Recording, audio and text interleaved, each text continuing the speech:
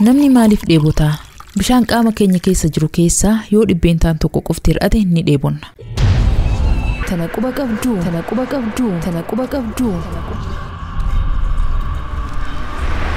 Bishaan jireenya lubbu qabeeyyii hundaatiif haalaan barbaachisaadha. Biqiltootaa fi bineensonni, ilmi namaatii fi beeyladoonni uumamaalee lubbuu qaban hundi bishaaniin jiraatu. Sammuun keenya bishaan hedduu of keessaa qaba. Inuma irra hedduun qaama sammuu bishaan jechuun ni danda'ama. Avreejiidhaan sammuun nam tokkoo % 78 kan ta'u bishaan.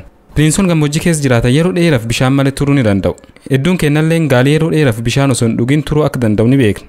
Garuu uumamaaleen biroo ka bishaan osoo hin dhugin gaal caalaa yeroo dheeraaf turan akka jiran quba qabdu. Fakkeenyaaf uumamni Kangaroo Rat jedhamu bishaan takka osoo hin dhugin waggaa 3-5 yookaan ammoo umrii isaa guutuu jiraachuu danda'a.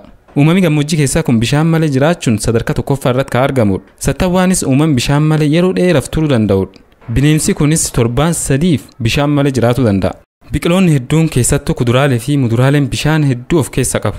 Fakkeenyaaf raafuun yookaan ammoo goommanni %91 bishaan yoo ta'u, kokombar yookaan ammoo kiyaar %98 kan ta'u bishaan. Bishaan jala seenanii sagalee dhageeffachuun haalaan rakkisaadha. Doolfiin garuu bishaan keessa taa'ee sagalee fageenya kiiloomeetira 24 irra jiru dhagahuu danda'a. Kunis gurra isaatti osoo hin taane qaama addaa erga isaa irratti argamuun dhaga'a. Gaalii bishaan kuufachuu fi yeroo tokkoon bishaan hedduu dhuguun beekama. Fakkeenyaaf daqiiqa 3 keessattis bishaan liitira 94 dhuguu danda'a. Kumbiin arbaa bishaan liitira 5 of keessatti qabachuu danda'a.